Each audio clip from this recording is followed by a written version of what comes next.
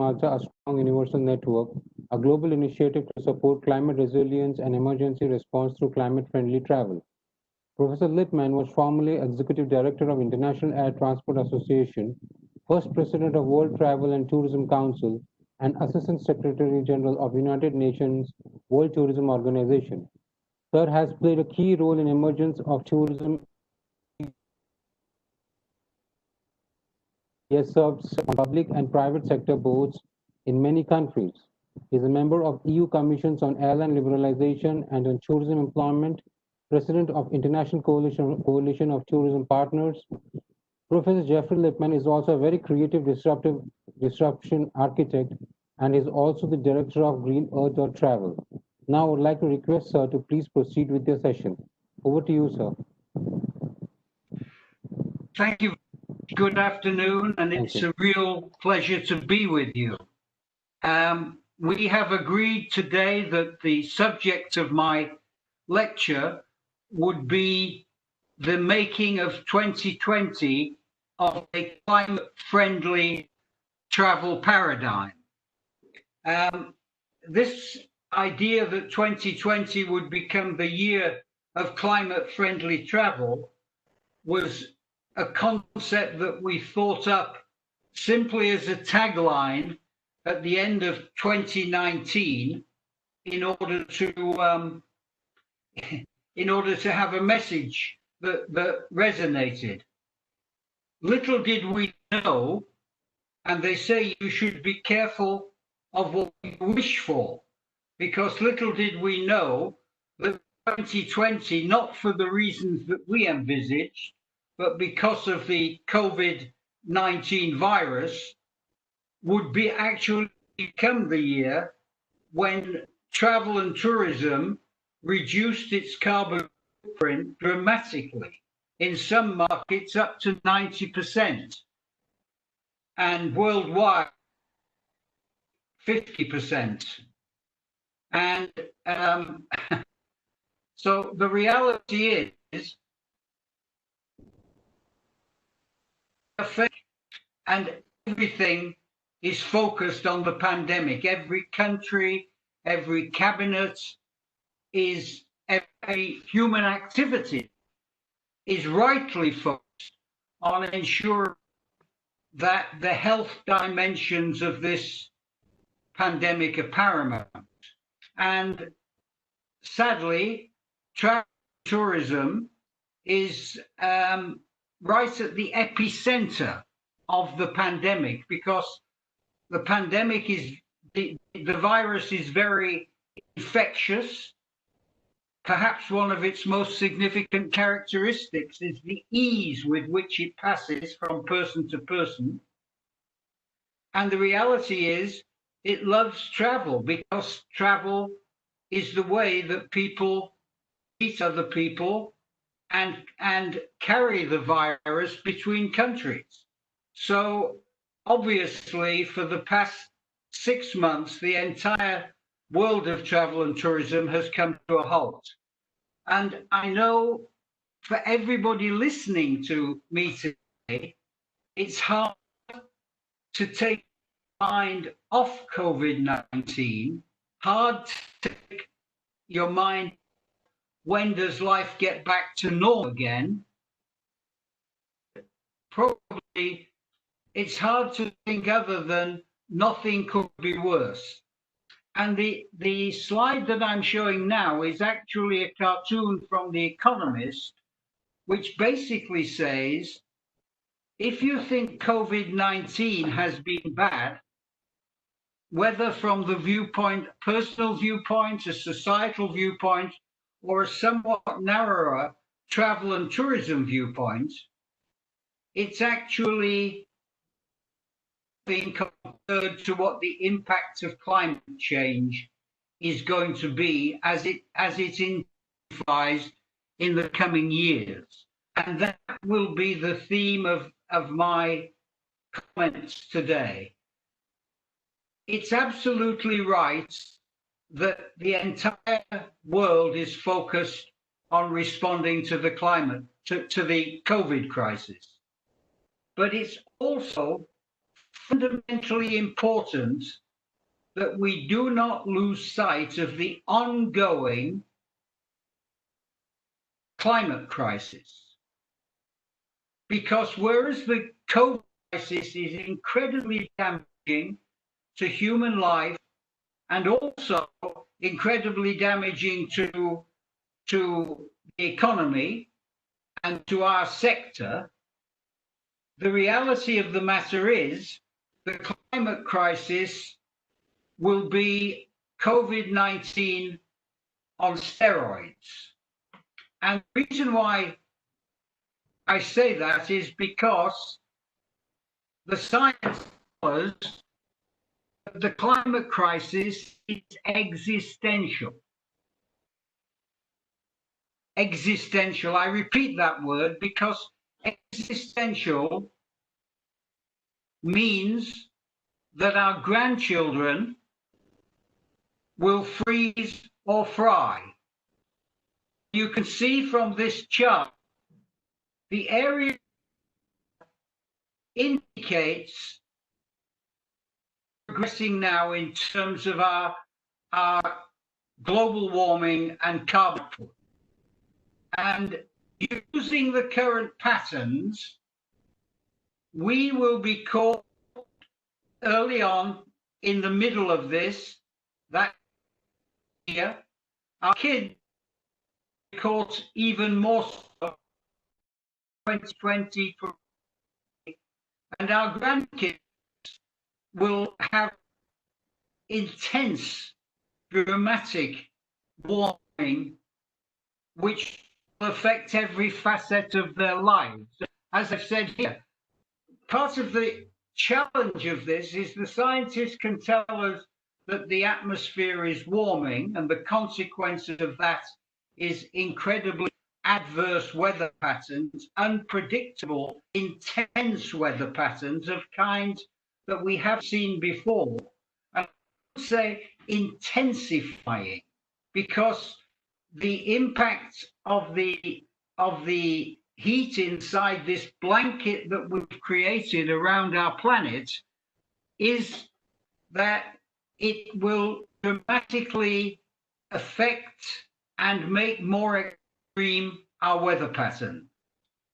And you can see from this slide here, already we are seeing the hottest weather that we've ever had. We're seeing incredible floods in some of the world, hurricanes, and we're seeing the ice sheets melt at levels at which they haven't melted before. And whilst this is not as universally dramatic as COVID-19, if you happen to be in a place where it's happening, it's very, very dramatic. So if you were in the Caribbean, in the Bahamas, when you had an intensive hurricane last year, you see the entire society, societal framework is wiped out.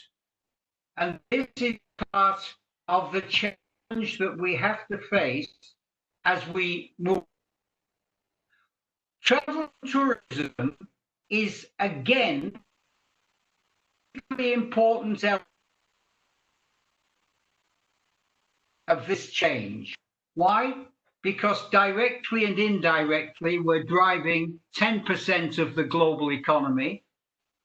And in those countries which have become very dependent on tourism, small island states, landlocked states who have had difficulty in trading goods in the same way as they've been able to trade tourism services, it can be 30, 40, 50% of the economy.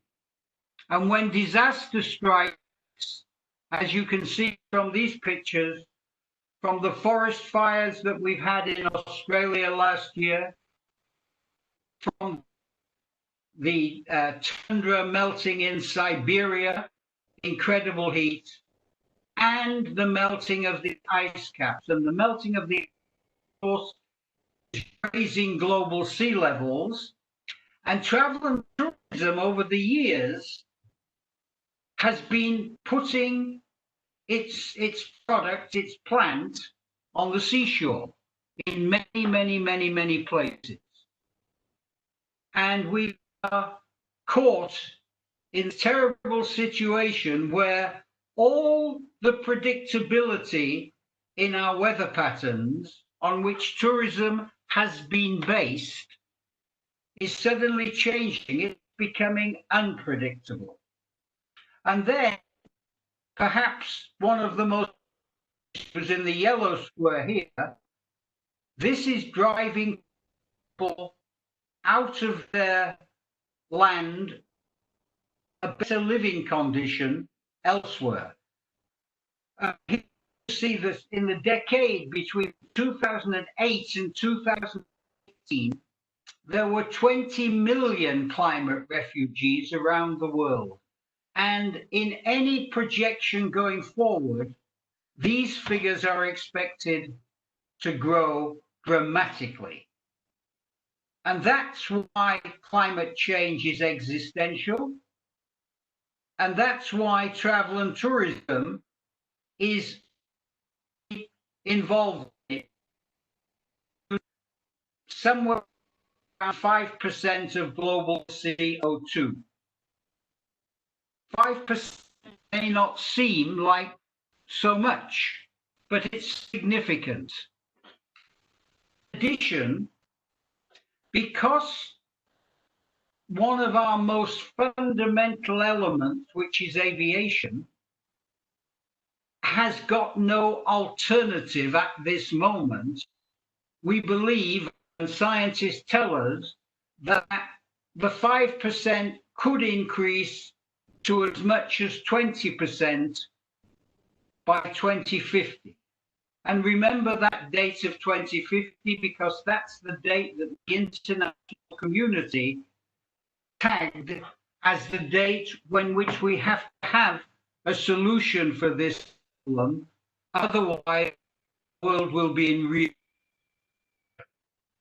And the aviation carbon impact, with no alternative fuel at this moment, is on base projections, is pushing that 5% up in the area of 15 to 20%.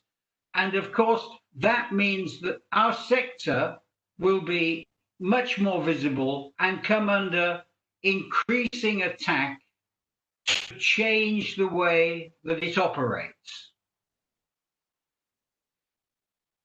This leads me to talk a little bit about SUNx Malta and the plans that we have to help the sector, the entire sector, companies and communities around the world, make the necessary adaptation so that they will be able to play a leading part in responding to the climate crisis which is upon us.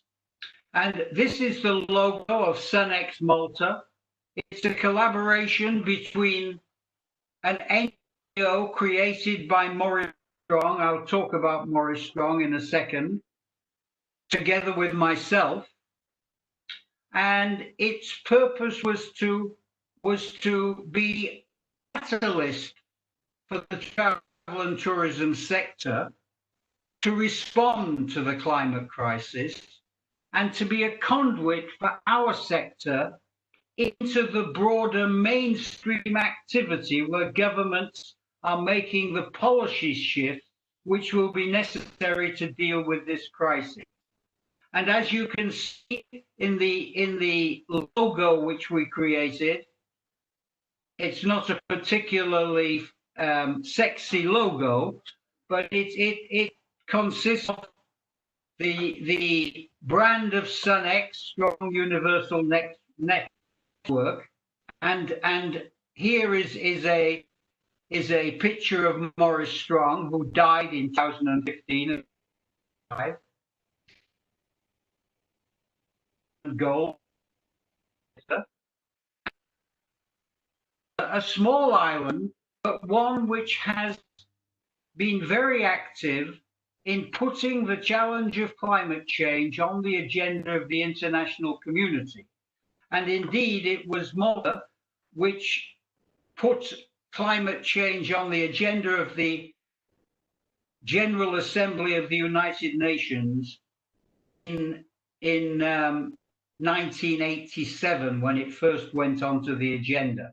So we're very pleased to have the support of the Minister of Tourism and Consumer Protection in Malta, and the Malta Tourism Authority.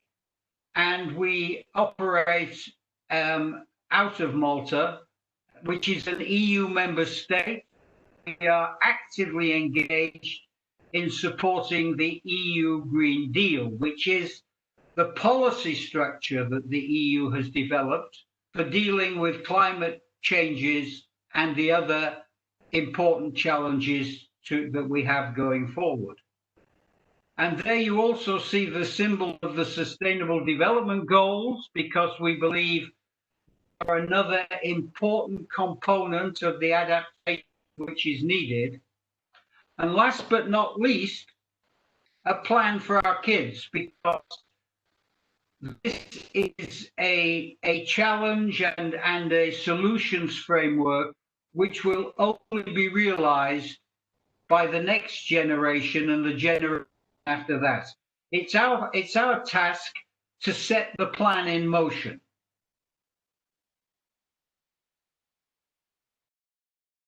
It's a progression of some 75 years that the world has been focused on the environmental challenges to our planet, and particularly also to the climate challenges. And this institutional framework that our world has put together over time and projecting through to 2050 to respond to the climate crisis and to ensure that we develop sustainably. And so much of this framework was put in place by Maurice Strong, my friend and mentor, and whose vision SUNx is trying to keep alive and to help link with the travel and tourism sector. Maurice believed that the travel and tourism sector had a special role in responding to these issues because we are so widespread, because we are so significant in terms of our economic and societal contribution, and because we communicate with so many people. If you look at this chart, you can see that everything really started in 1972 when the Club of Rome produced its famous treatise about the limits to growth. And the United Nations, which is really the custodian of the global response system, held its first environmental summit in Stockholm. That summit was organized by Maurice Strong. And even then, in 1972, Maurice Strong was calling climate change an existential crisis, and building institutions and setting in place plans and programs to help respond to it. And you can see, I haven't listed everything which was created. UNEP, the United Nations Environment Programme, came out of the 1972 Stockholm Summit. Maurice Strong was the first executive director. The Brundtland Commission, Maurice was a member of that, which defined sustainable development as operating in a way which uses the resources on this planet without jeopardizing their use by our children. That was 1987. And in 1992, there was the massive Rio Earth Summit, and the Rio Earth Summit, largest gathering of heads of state. Maurice Strong was Secretary General of that event. and I was there. It was one of the first major events that I attended when I was president of the World Travel and Tourism Council. And it was an incredible event with over 120 heads of state, presidents, kings, queens, and the decision framework, Agenda 21, an agenda for the 21st century, which was designed to make life on the planet sustainable. And then if you follow this chart, you see that in 2000, the United Nations decided to develop the Millennium Development Goals. This was part of the campaign against poverty, and the MDGs were designed to lift countries and peoples out of poverty. And there were 10 Millennium Development Goals. They had a target to 2010. And then in 2012, there was another conference called Rio Plus 20. And out of Rio Plus 20 came the Sustainable Development Goals. And the Sustainable Development Goals were launched in 2015. And they were different from the Millennium Development Goals because whereas the MDGs were focused on the world's poorest nations and fighting against poverty, the SDGs were identified as being an agenda for every nation and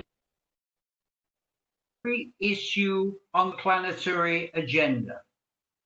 There are 17 Sustainable Development Goals, 169 targets, and 200 plus indicators, and countries are creating plans to achieve those targets and indicators by 2030. And the is geared up to review and critique the development patterns of nations as they advance these goals going forward. In that same year, in 2015, which was really a landmark year for the planet, there was also another event in Addis Ababa dealing with creating finance for all of this activity. But most importantly, and particularly importantly for the issue of today, the heads of state of all the world's countries came together in Paris and agreed the Paris Climate Accord. And there they set a framework to keep the temperature of the planet contained at no more than 2 degrees Celsius above pre-industrial levels. So they set a planetary target and they said we should aim for 2 degrees, but ideally we should be pitching for 1.5 degrees. And they had masses of scientific material, huge reports showing the consequences of not keeping our temperatures to that level. And on this chart, you can see the climate targets of 2050 and SDG 13, which is the climate action target. So this framework is what is driving our society. Everybody listening to this particular presentation, your country has filed a carbon reduction proposal with the United Nations Climate Agency. It's called the UNWTO. That's the United Nations Framework Convention on Climate Change. It's located in Bonn in Germany. And every country has filed a plan for how it will reduce its carbon between now and 2050 so that collectively we keep a lid on global temperatures. And the reality is, inside the national plans, all companies, all communities are gearing up to the need to have their own plans, because in the end, the country's plan is only an aggregate of the activities going on inside the country. And so we have this goal for 2050, and on the journey, we have the 2030 SDG targets. So it's that background that I now turn to the specific place of the travel and tourism sector in this development, in this evolution to 2050. And you will recall that I said we're a significant sector. It's been evident from what's happened in COVID-19 that so much of the world economy is tied in to people traveling, whether it's for business, for leisure, for visiting friends and relatives. That ecosystem is one of the most critical ecosystems in the future of humanity. At this moment, our analysis shows that our sector is not pulling its weight in terms of responding to the Paris Agreement and the climate crisis. And so we have developed a conceptual framework called climate-friendly travel, which is designed to help the community move to a leadership position. And today I'm going to try and spend the rest of this time explaining to you what that conceptual framework is and how we believe it can work, looking forward into this 20-30-year time. And it's very difficult to do that, but it's absolutely necessary that we have to be thinking in these decade-long shifts and putting in place the mechanisms to do them now, not only because that makes common sense, but because the rest of the society is doing that. Travel and tourism is one sector, one industry, one lifestyle activity, but all the other activities are in their own framework moving in this direction. We have to now become a low carbon activity from a high carbon activity. That means all our transport, all our hospitality, accommodation, all the ancillary activities, restaurants, taxis, things that people do when they're traveling, they all have to become low carbon if we are to reach our target requirements. They have to be linked to the SDGs, because whilst we are moving our carbon needle, we also have to move all of the other elements of society. And it's very important to understand here, we say they have to be SDG linked. Different companies, different communities will see their activity in relation to different ones of the Sustainable Development Goals. If you happen to be in a side location in India, you will have very different priorities, and some the same, as a mountain region in India.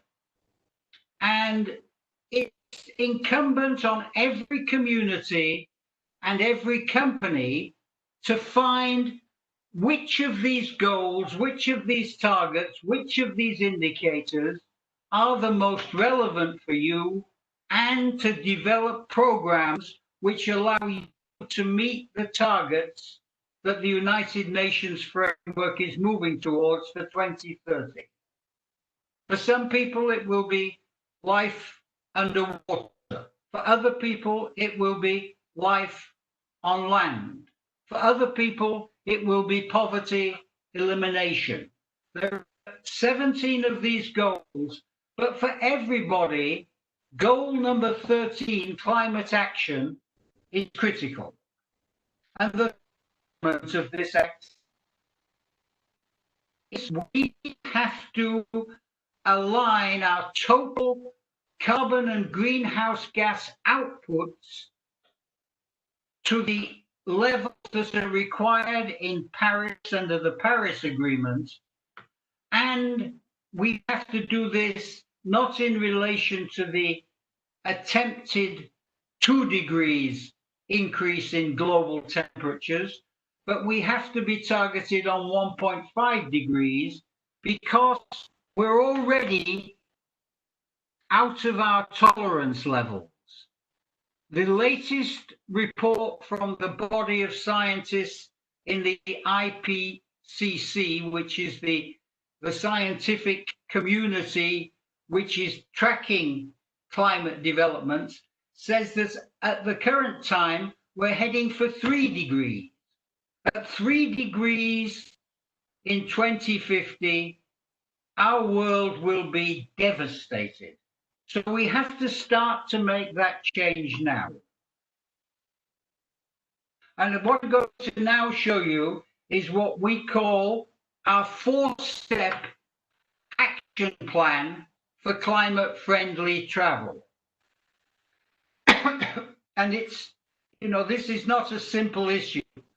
Transformation over a 20, 30-year time frame of every activity on the planet, and in our case of all of the complex activities related to travel and tourism, is going to be a challenge, a huge challenge. But we believe that if we follow a common template, which is applied to companies and individual countries and individual consumers according to their unique circumstance, we should collectively over time be able to get onto the same pathway. It won't happen immediately. It will take several years. We have to have a vision, and we have to have mechanisms to allow us to achieve that vision. And this is one that we have developed. Step is simply to embrace the concept of climate-friendly travel. That it learn the SDG linked, and that it be Paris 1.5 framework. This is a beginning point for everybody.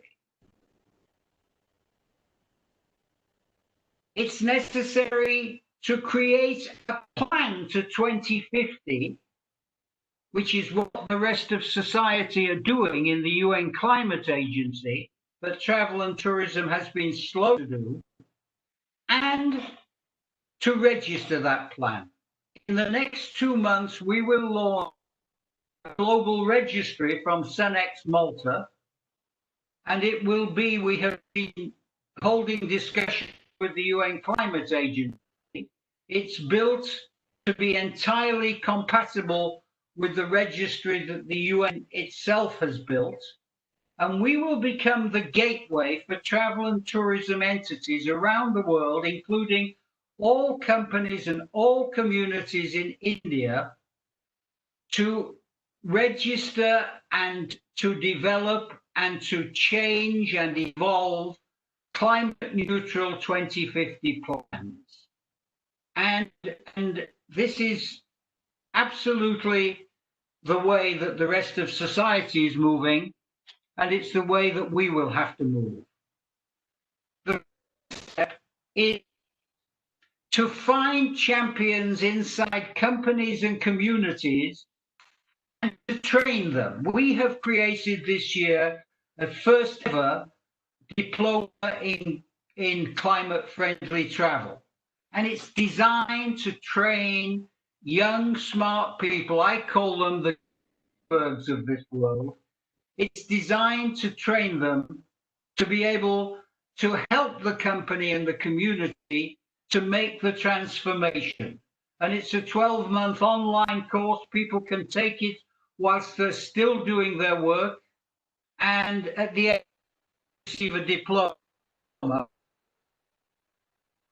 and to marshal groups of 50 what we call strong climate champions inside the country and to help in the transformation process. If this program proceeds over 10 years to 2030, at that time, we will have 100,000 bright young climate champions who are working actively to help companies and communities make the transformation. Inside, and I want to go back through these steps because they're critically important. Step one is to commit to climate-friendly travel and to target relevant SDG actions and to make a pledge that you're going to be part of the Paris 1.5 world.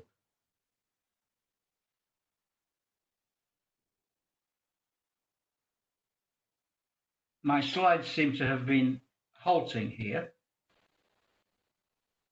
Step to register this, we may have to do this without slides. This is the challenge of technology. Step two is to register this and to create a climate neutral plan, which will be filed on the registry that will open in September. And that plan will be reviewed and changed by the people who file it every year. And we'll have 2 years inside the registry developing the plan before they have to formally deliver it. And in the third,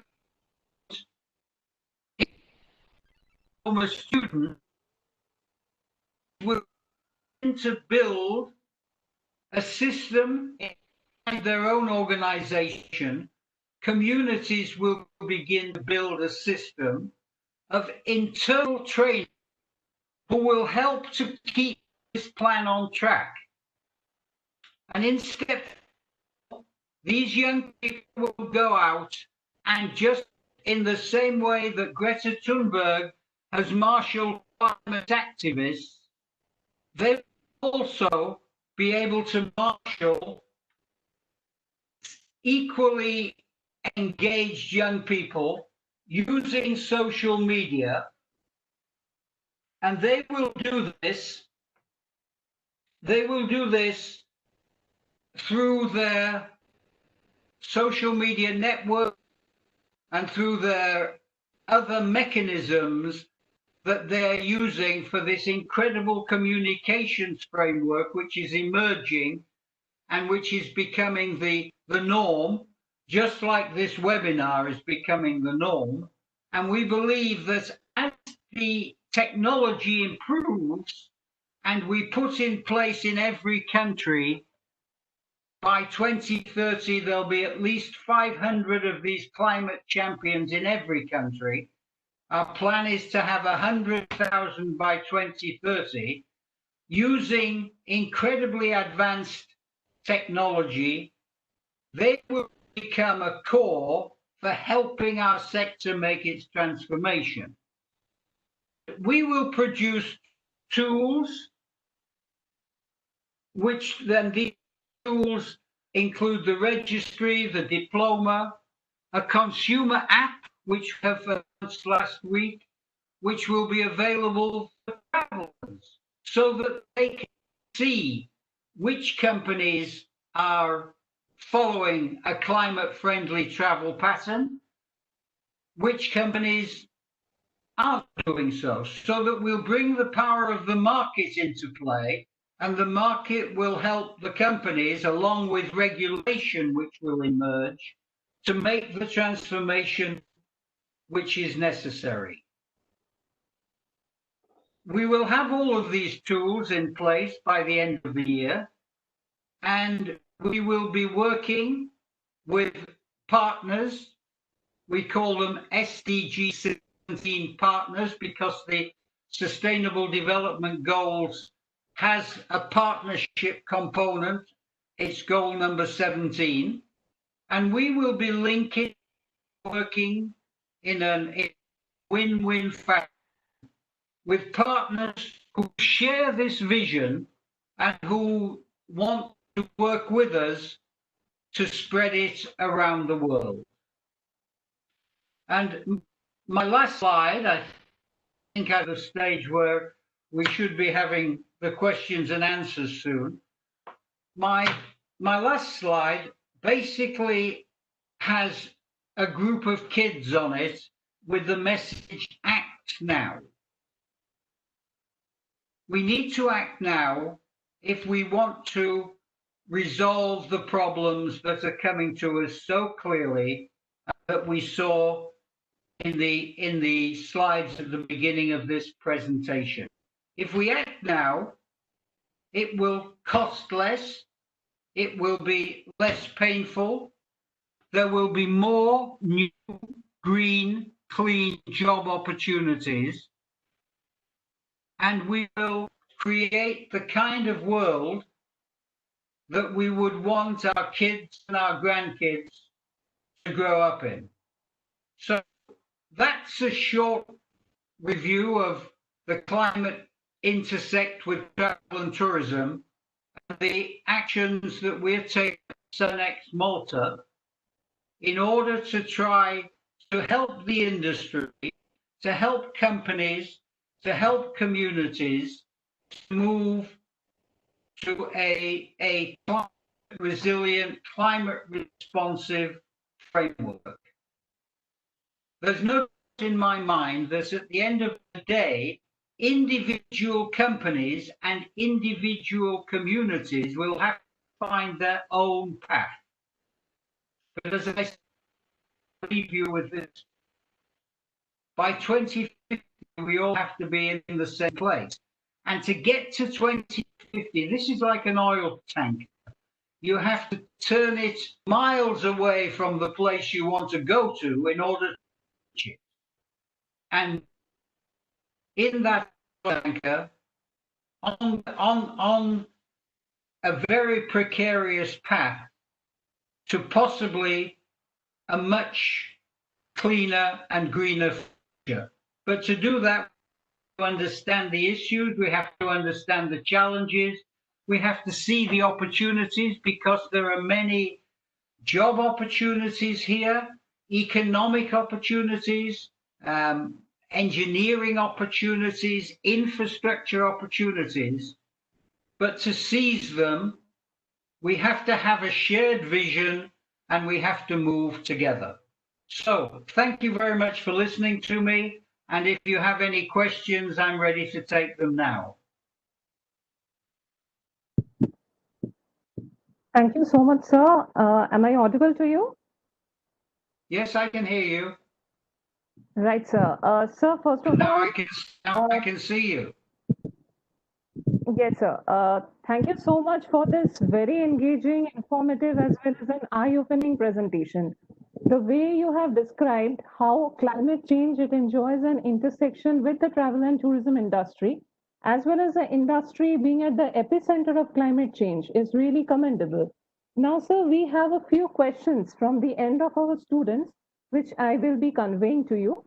So the first question is, someone is asking, could you please tell us more about the SUNx Malta Climate Friendly Travel Diploma? Yes. This is a world first. It's based on a program that I actually gave for 2 years running in Slovenia 2 or 3 years ago. It's a diploma which looks at the roots of the climate issue, the impact of the climate issue on society, and where travel and tourism fits into this. It shows how travel and tourism policymakers and practitioners are beginning to adapt to the climate change, and it shows how where this is. It's detailed, but it's very, very broad in its scope. And where I think it is particularly interesting, I've been very fortunate over the years. I've run 3 big international organizations. I've made incredibly good friendships over the years, and I've been able to 25 of the world's leading, I think, thought leaders in this intersect between climate change and travel and tourism. Professor Harold Morgan, who developed the pro-poor tourism and responsible tourism. Professor Susanna Beckham, who is one of the thought leaders from Griffith University in Australia. And a whole Felix Dodds, who was the secretary of the UN Stakeholders Forum and has written 3 books on the Sustainable Development Goals. And each of these professors will be giving a half-hour lecture on of this whole climate change framework, and including what are the necessary steps to respond to it. We have practitioners doing these lectures, and each 30-minute lecture will be followed by a question and answer session. So other than that, it's a diploma, deliberately a diploma level. It could range from school leavers to graduates to people who've been working in companies and who have an appetite for this issue. And it's, the course is, I believe, relatively inexpensive as courses go. I think if you're to join it from India, it's 3,500 euros for the full 12-month course, at the end of which you get a diploma. And it's a diploma which is given by the Institute of Tourism Studies in Malta, who are our partner in this, and they're a recognized institution. And by the way, they're great to work with. They're terrific people, very easygoing, friendly, good technology to use. And we're very excited about it. So we'd love to have some students from India. We may well, we're trying to find some scholarships. So, please, at the end of this slide presentation, I did have our web address. I can't seem to get there, but it's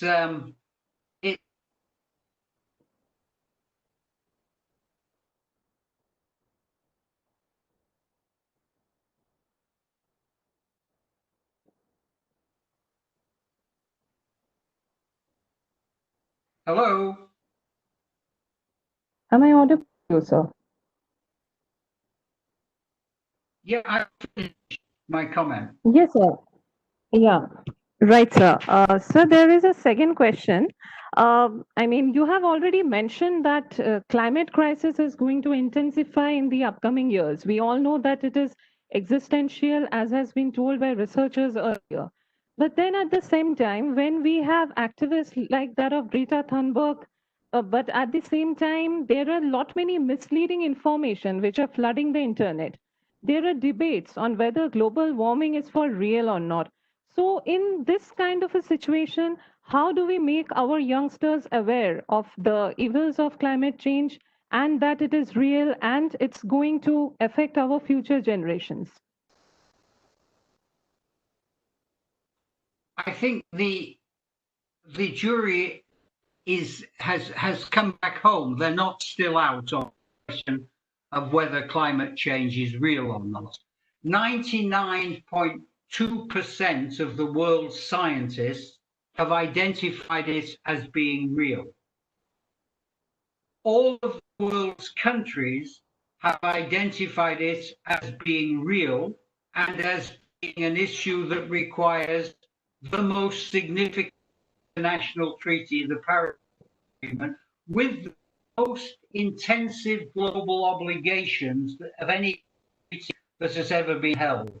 Only one country is opting out at this moment of the Paris Agreement, and that is the United States, driven by, in my view, a man who should never have been elected to be the president of that country.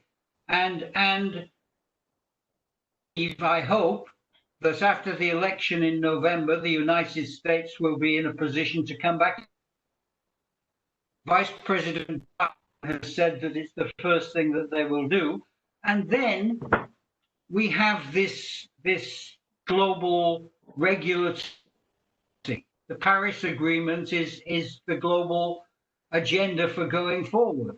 And I would say to the young people, and I would say to the teachers, and not all my friends in the travel and tourism sector agree with me on this, Greta Thunberg, listen to the activists, because the activists understand this better than so many other people. And the only issue that they're concerned with is to have a safe, clean, green world in the future. And the internet is flooded with material from activists. And read Naomi Klein, read Michael Mann, many, and on our, and even people who don't take the course, if they come to our website, we have very, very good background information, and then reach your own conclusion, because you have to do that. And some people will say, I'm sorry, I still think it's a hoax. This is life. We don't all think the same way. Right, sir. So we will take two more questions because we don't have much time left.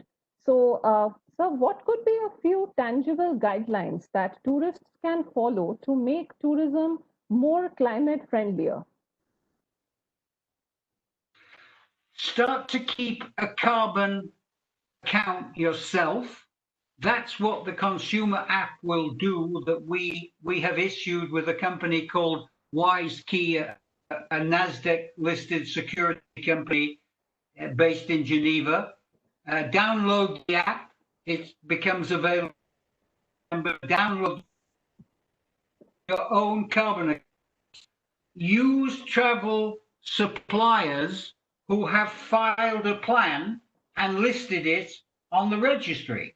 That way you know that you are encouraging people to do the right thing. And it's amazing what people are doing. In Ben and Jerry's ice cream shop in London, if you go and you order an ice cream, at the end when you get your bill, they have measured the carbon accounting of all suppliers that all of ice cream.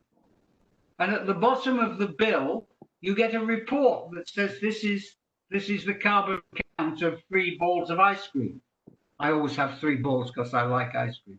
And this is a carbon account, and we have paid two pounds or two, whatever they say, 20p, in order to offset the impact of this carbon.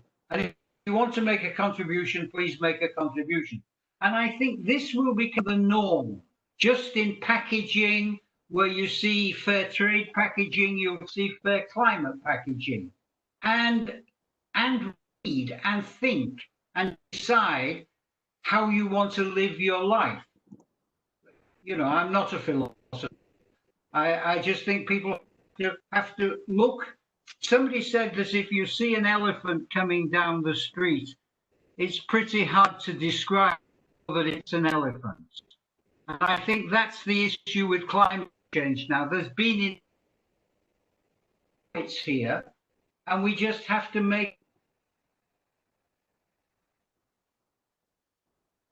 So, sir, we will take the last question of the day. So while we acknowledge that elephant in the room or on the street, as you were talking about, there is one question which asks that how can carbon-intense modes of travel, like that of cruise holidays, reinvent themselves to be more climate friendlier? Is it at all possible or not? Well, I think, and I'm going to sound very harsh, if they don't, they shouldn't be allowed to be in business at some stage. we are such a diverse industry. To answer the question by saying do this or do that would be it would be silly, because different companies in different countries have different ways of doing business. Large organizations, the Oberoi hotels, the Tata Group, they will have mechanisms for making the change. Smaller people have to look at their own ecosystem and see what is best practice from other places. A company in India may not know what to do to make itself more carbon responsive, and yet a similar company in Peru may have already found out how to do this. We are trying to collect on our database examples of good practice. And I think the internet is incredible for this, that if you ask Google, you get an answer. It may not be the right one, but you ask a different question, and eventually you will get to have a positive attitude. We had an event in New York for Morris Strong of the General Assembly of the UN last year, and we had really 100 sort of senior people from the climate and the travel and tourism sector together. And President Calderon, the former president of Mexico, was one of our guest speakers. And he said, you have to have hope. There's no point in being negative about this. We can solve the problem, but we have to be clever.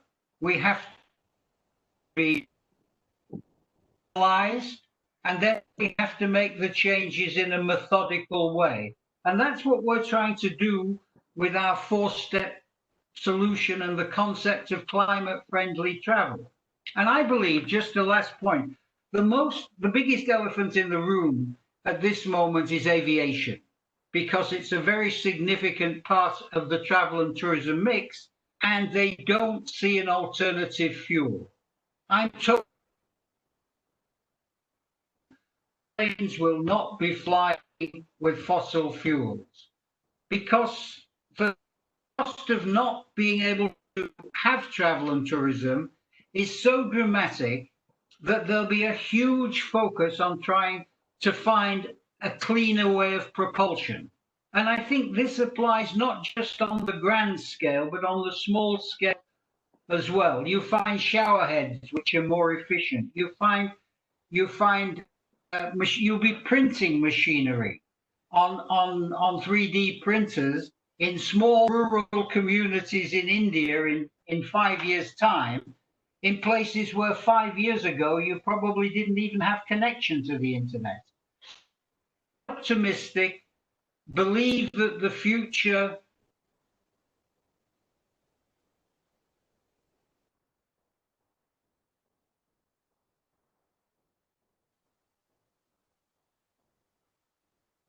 Thank you so much, sir. May I now request Professor Siddharthananda to please deliver the vote of thanks.